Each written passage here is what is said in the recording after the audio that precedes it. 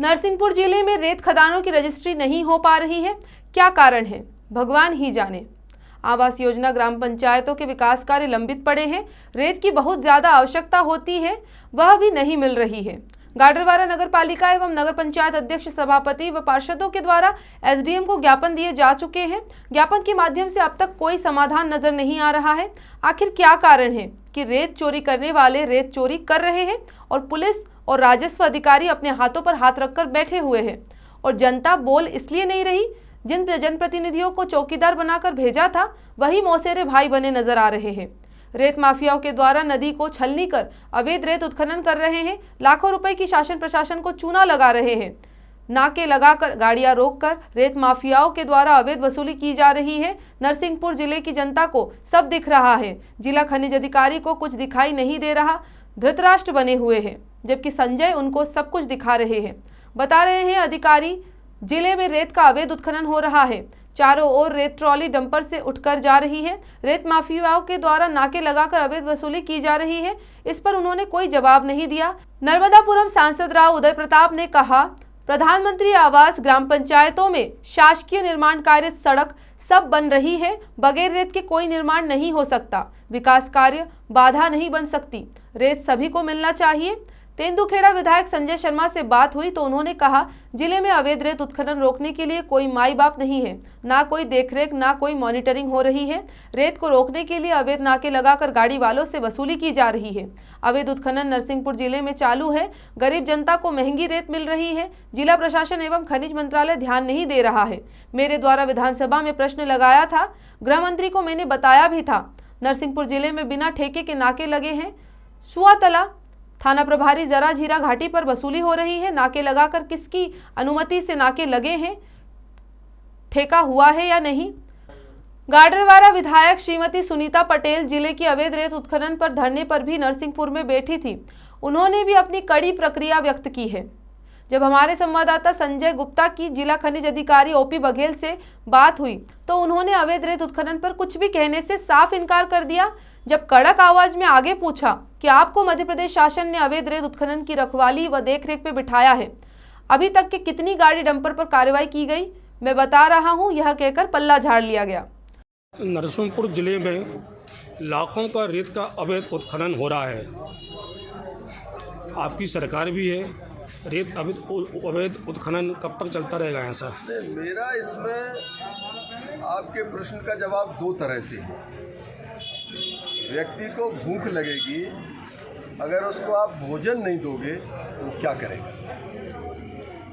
स्वाभाविक रूप से जहां भोजन है वहां जाएगा। प्रधानमंत्री आवास, ग्राम पंचायतों के निर्माण कार्य, निजी कार्य, शासकीय निर्माण कार्य, सड़कें सब बन रही और बगैर रेत के कोई निर्माण नहीं हो सकता।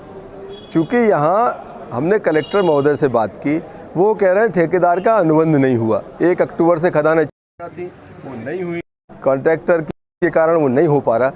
निर्माण कार्य तो रुक नहीं सकते। हमने कलेक्टर महोदय से कहा कोई सिस्टम डेवलप, गरीबों के प्रधानमंत्री आवास और सरकारी जो निर्माण कार्य चल रहे हैं वो नहीं रुकना चाहिए। पंचायतों के काम नहीं रुकना चाहिए।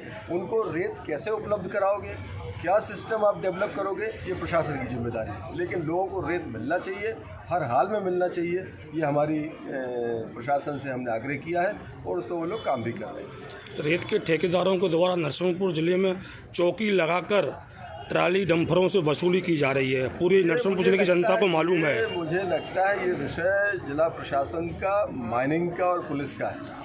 आपको बेहतर जवाब वो दे सकते हैं। हम केवल इसमें ये कहते हैं कि शासन की जो मंशा है, एक पारदर्शी व्यवस्था, ट्रांसपेरेंट सिस्टम और एक ईमानदार सोच के साथ व्यवस्था देना है। हर हाल में ईमानदार स्वच्छ प्रशासन रहे, इसकी जिम्मेदारी कलेक्टर की है, पुलिस अधीक्षक की है। उनको इन चीज़ों पर ध्यान देना चाहिए। आपकी सरकार है? हमारी सरकार, इसलिए हम कलेक्टर को निर्देशित कर रहे हैं, नहीं तो जाके ज्ञापन देते हैं। Thank you.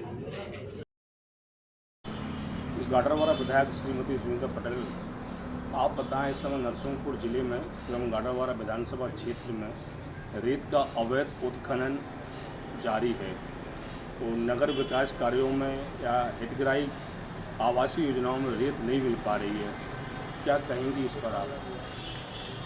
मैं रेत उत्खनन के लिए हमेशा प्रयासरत नहीं हूँ कि क्षेत्र में इसके लिए हाहाकार मचा हुआ है। लोग घरेलू काम के लिए या कोई भी शासकीय काम होते हैं उसके लिए रेत उपलब्ध नहीं हो रही है। तो इसके लिए प्रशासन से मेरी कलेक्टर साहब से भी बात हुई। मैंने कहा इसके लिए आप तहसीलदार या पटवारी को अधिकृत कर दे कि जो भी निर्माण कार्य आवास का हो या कोई भी शासकीय निर्माण कार्य हो रहे हैं तो वो उसके हिसाब से रॉयल्टी जमा करें और रेत उठा सकें। लेकिन प्रशासन की व्यवस्था नहीं हो पाई है और मैंने सुना है कि इसके अभी रेत के टेंडर हो चुके हैं लेकिन अभी तक उसकी रजिस्ट्री नहीं हुई है। तो इसलिए भी लोग अवैध उत्खनन हो रहा है। प्रशासन पर इस पर ध्यान देना चाहिए और इस पर एक्शन लेना चाहिए, क्योंकि जब तक रजिस्ट्री नहीं होगी तो अवैध उत्खनन होगा और अवैध उत्खनन होगा, चौकी लगा कर वसूली हो रही है। ये प्रशासन की घोर लापरवाही है, इस पर ध्यान देना चाहिए। आम पब्लिक बहुत परेशान है। आज छोटे छोटे काम के लिए यदि उसको एक ट्राली रेत भी चाहिए और वो लेने जाता है तो उसकी रेत पकड़ी जाती है। और आज हम देख रहे हैं कि हर नदियों से ट्रैक्टर ट्रकों से और मशीनों से रेत निकल रही है, लेकिन प्रशासन उस पर ध्यान नहीं दे रहा। ये बहुत ज़रूरी है कि इस पर एक्शन लेकर कार्रवाई होना चाहिए और रेत लोगों को सुलभ मिलना चाहिए। देखा गया आपके पहले भी आपने कई बार रेत के लिए, अवैध उत्खनन के लिए कई आंदोलन किए हैं जी। नरसिंहपुर जिले से लाखों की रेता जी अवैध उठ रही है जी। भाजपा की सरकार है जी। पर इस पर कोई ध्यान नहीं दे पा रहा है। मैं आप क्षेत्रीय विधायक हैं जी। तो इस पर आपकी क्या पहल रहेगी? मैंने तो शुरू से, जब कांग्रेस की सरकार थी जब से लेके अभी तक आप रिकॉर्ड उठाकर देखो, मैंने जितना उसका विरोध किया है किसी नेता ने नहीं किया। आज आप समझ रहे हो कि भाजपा के नेता भी इससे त्रस्त हो गए हैं कि लोग त्राही त्राही मची है, लोगों को रेत उपलब्ध नहीं हो रही है। अभी कुछ दिन पहले भाजपा के नेताओं ने भी इसमें ज्ञापन दिया था। तो ये समस्या तो पूरे नरसिंहपुर ज़िले में तो है, लेकिन गाडावारा के लिए ये बहुत ज़रूरी है, क्योंकि यहाँ की रेत जितनी भी है दूसरे प्रदेशों में जा रही है, ट्रेन में भर के जा रही है, और जो लोकल के हैं जिनके खेत में रेत है या खलिहान में रेत है वो लोग नहीं उठा पा रहे। तो बहुत बड़ी समस्या है। सर, इस समय नरसिंहपुर जिले में रेत का अवैध उत्खनन हो रहा है। रेत, जरूरतमंदों को रेत नहीं मिल पा रही है। इस पर आप क्या प्रक्रिया देंगे? नरसिंहपुर जिले में कोई माई बाप नहीं है, ना इसमें कोई देखरेख ऊपर से भोपाल से है, ना कोई यहाँ की मॉनिटरिंग है। रेत के रोकने के लिए अवैध नाके लगाए, पुराने ठेकेदार के लोग बैठे गाड़ी वालों से वसूली कर रहे हैं। ओपन अवैध उत्खनन नरसिंहपुर जिले में चालू है। गरीब जनता को केवल महंगी रेत मिल रही है। इसमें न जिला प्रशासन ध्यान दे रहा है, न कोई राज्य से, खनिज मंत्रालय से। मैंने विधानसभा में भी क्वेश्चन लगाया था, खनिज मंत्री को बताया था जी कि नरसिंहपुर जिले में आज भी ठेके नहीं है, लेकिन इसके बाद नाके लगे हैं। मैंने 2 दिन पहले सुबतला थाना प्रभारी को बताया था कि बजरा घाटी पे वसूली हो रही है, नाके लगे हैं, किसकी अनुमति से लगे, ठेका हुआ नहीं। और रेत की गाड़ियां सिवनी से कहीं से आती हैं, उनसे वसूली नरसिंहपुर जिले में धड़ल्ले से, खुलेआम गाडावारा में, सबकी सहमति से, मैं तो ये कहूंगा सबकी सहमति से अवैध उत्खनन चल रहा है वहाँ पर। सारे लोग लिप्त हैं उसमें। जी सर, मैंने खनिज विभाग के अधिकारी ओपी बघेल जी से बात की तो उन्होंने अवैध रेत उत्खनन के संबंध में बोलने से ही इनकार कर दिया। और उनसे मैंने कहा, मान लो जो लगातार जो रेत के ठेकेदार अवैध वसूली, अवैध रेत उठवा रहे हैं, और उस पर आप जानकारी में कुछ है क्या? नहीं, तो उन्होंने कुछ बोलने से इनकार कर दिया साहब। खनिज अधिकारी के बेचारे के बस में नहीं है जी। वो खुद असहाय महसूस करते हैं अपने आप को। ऊपर से जो निर्देश होते हैं भोपाल से, वो उतनी कार्रवाई करते, बाकी नीचे बेचारा कुछ नहीं कर पाता। जो वैध हो चाहे अवैध हो, वो सब ऊपर से कहने पे चलता है। पूरे सरेआम 3 साल से अवैध पूरा जिला चलता रहा, और आज तो अब ठेके नहीं है। इसके बाद लोग एग्रीमेंट नहीं कर रहे ठेकेदार,